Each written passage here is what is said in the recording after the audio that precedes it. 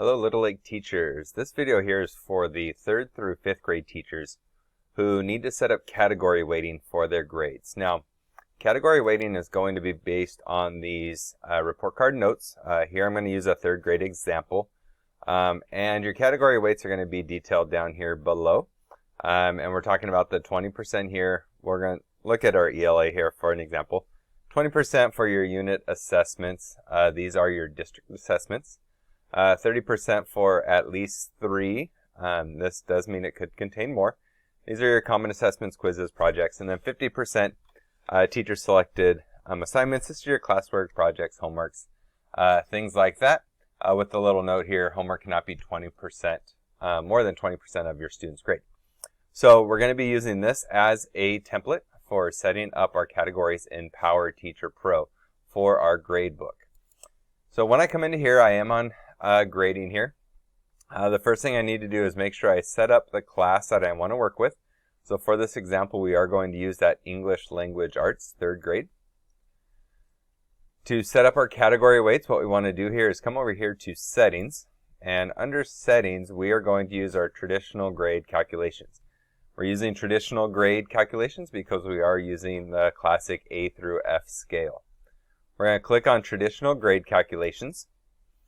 And when you pop up, you will see in this menu you can also do your other grades, or your other subjects, and you can say here, a grade calculation formula has not been configured. So for this example here, we have not configured the weighted grade scales. So what we want to do is come in here. We're going to work with Trimester 1 for English Language Arts, 3rd grade.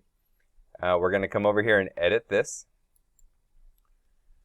Now I want to change this type here from total points. I do want to make this a category weight.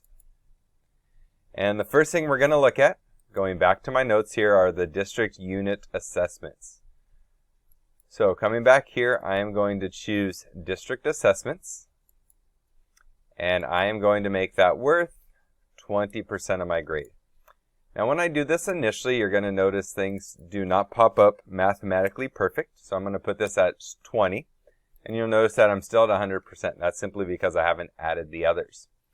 Okay, now from here I do want to add one more. So I've got a little plus sign up here in the upper right hand corner.